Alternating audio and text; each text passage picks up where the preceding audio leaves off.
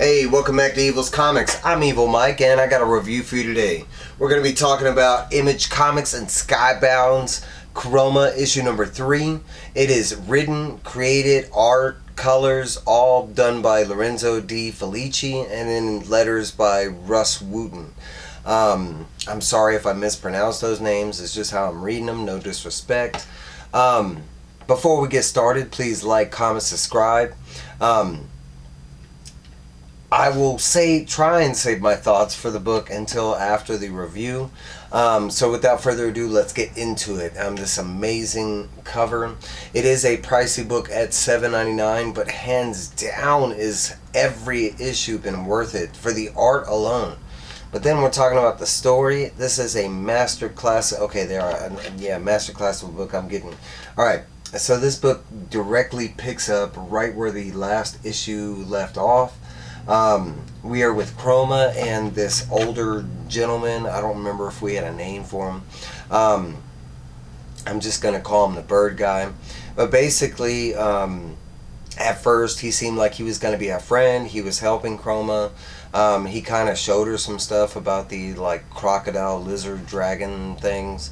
About how they work with the colors and stuff like that the colors represent certain stuff, like white is waiting, purple is rest, red is like seek out, alert kind of thing. But he did all that with colors, and that's how the crocodiles, well, I'm gonna call them crocodiles, that's what they look like, lizards. But as soon as she fell asleep, she woke up, and basically this guy is trying to steal her eyes. We get a backstory of what happened to him, and of course it is involved with I think his name was the Maccabee, but long time ago supposedly he found a bird. And it kind of goes back to that same story we saw in issue 1 with the bird falling out of the sky. A woman reached out to grab it. I forget what they're called, but dang it, we are in the Maccabees people. I don't know what they're called. The Maccab Strait. I don't know, but basically. He tries to help the girl, and he gets kind of caught up in it. Eventually he gets banished, and the couple people he got banished with, they didn't survive, maybe a couple days, especially the woman that caught the bird. But eventually he kind of explains that that's how he basically found this hole. He kind of hid and learned, and that's kind of his hope. He's hoping that he can get Chroma's eyes and take him back to the city, give him to the Maccabee, and once he gives him to the Maccabee, he'll be able to be granted access back into the city, and once he is granted access, he'll be able to disclose all the stuff that he has learned while he was out in the wild and this and that, and that's his plan. As this is going on, I've showed the Maccabee a couple times, but this is not actually the Maccabee. While this is going on and he's telling the story, we see the Maccabee and Zeet appear next to Kroma. I'm sorry about the glare, I'm trying a new light. But it is basically this back and forth, devil and angel type thing, where Zeet is trying to keep Kroma from killing this dude, and the Maccabee devil guy is no, just go ahead and kill him and get rid of him, unleash your inner, Eventually, she does get tired of the back and forth. She takes matters into her own hands. She kind of beats the crap out of this guy. She backs him into a corner. She ends up going for the knife. It goes back to Zeet and the Maccabee guy, where they go back and forth about her grabbing the knife and trying to hurt this guy. In the first issue, during the conversation with Zeet while he was still alive, because if you don't know, he's dead at the moment. He died at the very end of the first issue, and he had told Kroma that basically that she was never going to hurt anybody. That's how he knew that the Maccabee was wrong, and just by like looking at her and stuff like that. The book jumps over back to the Pale City. That's where the rest of the humans live, trying to live, and we're actually at Zeed's funeral. The Maccabee is present, and most of what he says is really kind and everything, but of course we know that it was the Maccabee and his people, his guards, that killed Zeed because he was messing with Kroma, or he was releasing her. One of the boys, Finn, he takes place of Zeed, and where he was, because he was head of the boys. It was going to be, he was learning the ways of the Maccabee or whatever to replace the current Maccabee. And while this is going on, there is one boy that starts questioning, how Zeed died. And during the speech, he has said that he was on the mission, that he died for a purpose, and it's kind of stated that he wasn't alone. And the little boy kind of questions whether Zeed was alone when he died or not. The Maccabee eventually tells the boy that he was alone, and he needs to stop, pestering into Zeed's death and kind of mourn him, kind of thing. And he issues all the boys upstairs, with Finn being the new leader. We jump back over to Kroma, which this kind of caught me by surprise, but we see that she killed the bird guy. During the struggle, she ended up stabbing him in the chest, and that's it. He's basically dead. He is kind of like huffing and puffing, but yeah, he dies. There is kind of this conversation with Zeed and Kroma, and it's basically like, hey, we need to grab some of his stuff, we need to get out of here. He's kind of like that Jiminy Cricket, kind of thing. And they make it out of the hole, and Kroma takes a breath of fresh air, and she looks at Zeed, and she basically is like, you lied to me. She was like, you said I'd never hurt anybody, and I just hurt this dude right here. And he was like, well, I was trying to stop you, and and I was talking about and she was like, nah, you lied to me, and she screams it out. As soon as she screams it out, we see over here that somewhere nearby that one of Maccabee's guards that was trying to kill her in the previous issue kind of overheard the scream and everything, and has located the sound, and he begins to track her while she's kind of having this imaginary argument with Zeke. Eventually she makes it to a stream, and she's probably doing what Zeke is telling her, hey, you need to wash off the blood, you got color on her. And while she's washing off the blood, we see that the guard is sneaking up and creeping up on her,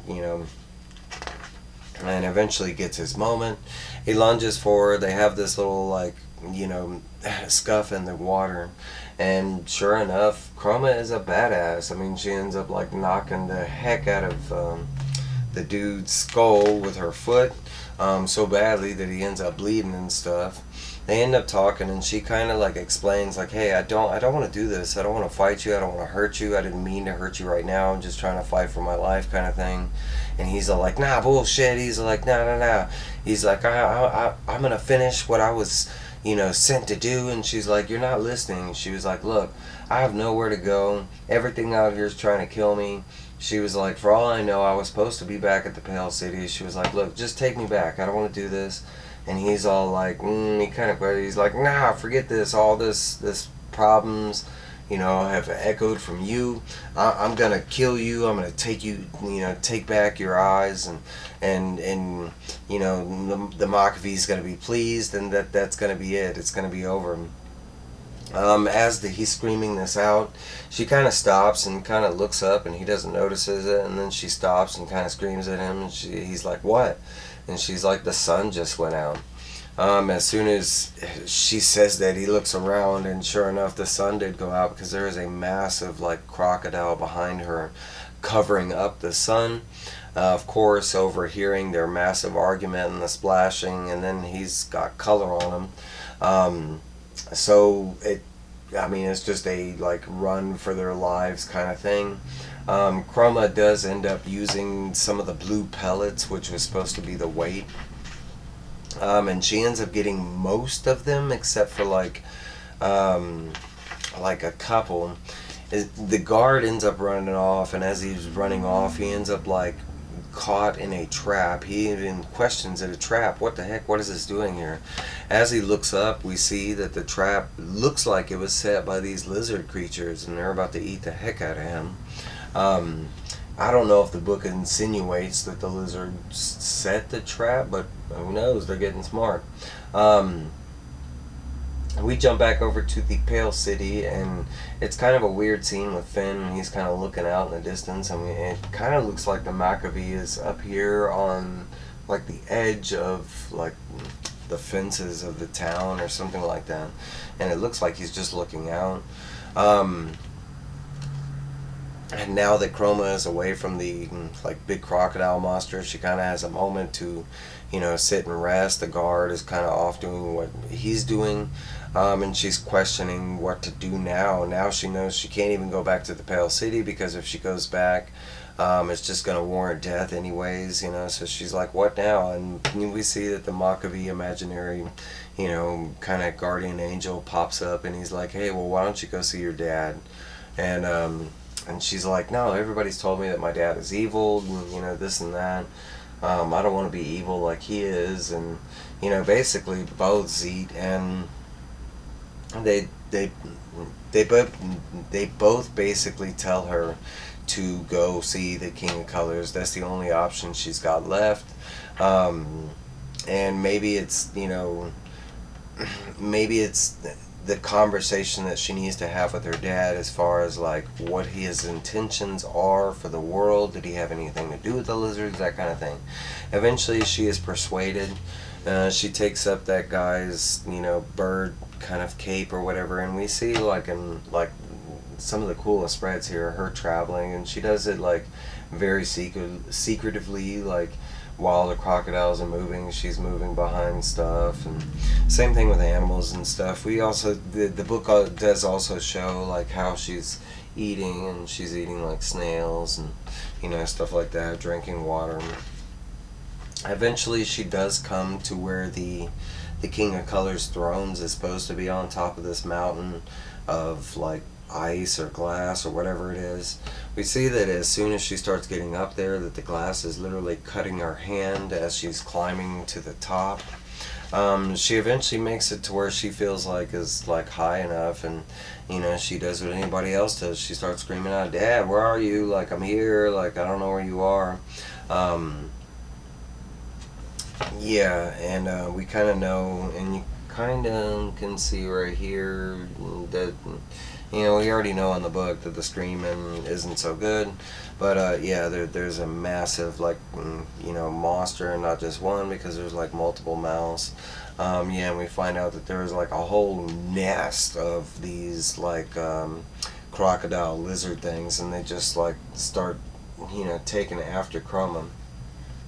Eventually she kind of like, she does try to use those like those pellets or whatever with the paint or whatever, and she just can't get them off. She does end up getting like a couple of them, but most of them kind of, she's only able to get like 2, and she gets them to stop, and then there's like maybe 8 or 9 more that are after her. Eventually she does crawl down this like this, I don't know, this like little mini cave within a cave, I guess you can say. You can see it right here, but she is like all scrunched up there. The little lizards are coming after her.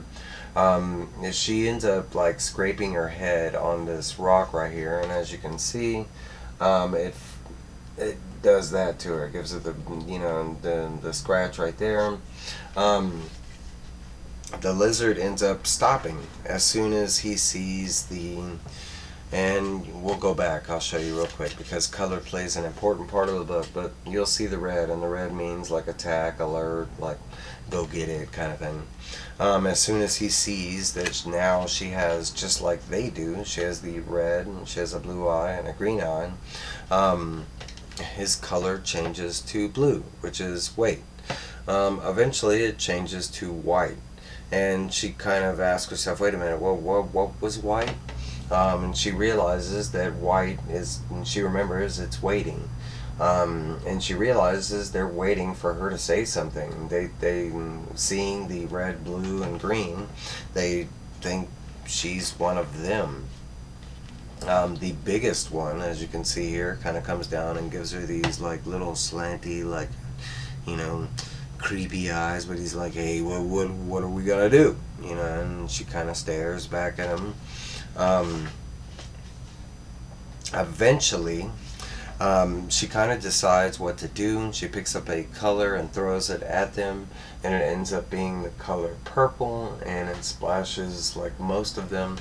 And just like the color she splashed them with, they end up all going to sleep. And she is like super ecstatic and fanatic and, you know, excited and everything. She's like, oh my god, they listen to me. Not only that, but they believe in her. It's like two things that she hasn't had, and we don't know about her whole life, but you know, up until this point.